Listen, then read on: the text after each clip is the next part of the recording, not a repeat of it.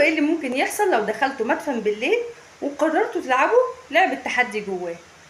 الجواب هنا ممكن يكون أغلى بكتير من مجرد شجاعة. القصة حصلت في أطراف مدينة نصر، في منطقة المدافن القديمة. الليل هناك شكله مرعب، الكلاب الضالة بتعوي من بعيد، والسكون يخلي أنفاسك انت بس اللي تسمعها. الناس العادية مستحيل تدخل المقابر بعد المغرب، لكن كريم وصحابه كانوا شايفين نفسهم مختلفين. كانوا 5: كريم ومازن ويوسف وأحمد ومنى.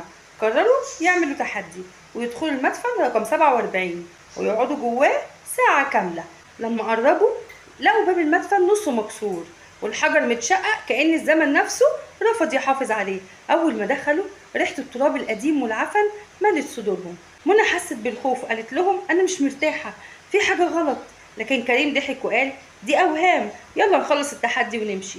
جوه المدفن الحيطان متغطية برموز غريبة محفورة مش شبه أي كتابة معروفة. مازن قرب من رمز وقال دي عين بس متشوهة كأنها بتبص علينا.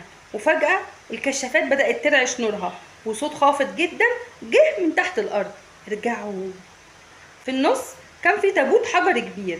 يوسف اللي دايما بيتهور مد ايده عشان يفتح الغطا، لكن الغطا اتحرك من جوه.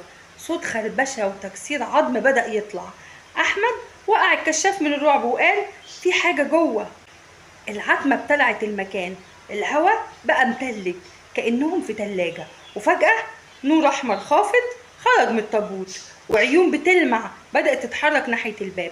منى مسكت ايد كريم وقالت احنا لازم نخرج من هنا دلوقتي، لكن الباب اتقفل وراهم. مش اتقفل بس، ده اتلحم بحجر. وظهر راجل طويل جدا جلده كده متهري، نص وشه عظم باين، وماسك عصايه حجريه منقوشه بنفس الرموز.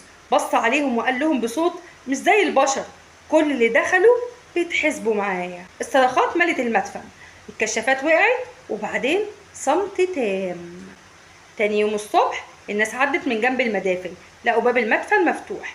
جوه الكشافات مرمية ودفاترهم متلطخة بالتراب ودم، لكن الشباب ال5 اختفوا بلا أثر. ومن يومها اللي يعدي بالليل من جنب المدفن 47 بيحلف انه بيسمع أصوات ضحك شباب مكتوم وصوت بيصرخ طلعونا احنا لسه هنا. من سنين الحارس القديم للمقابر كان ساكن جنبها. في ليلة اتسمع صوته بيصرخ هما بيقوموا. ولما الناس راحوا يشوفوا لقوا جثته جوه المدفن 47، وشه مشوح كأنه شاف كابوس لا يحتمل.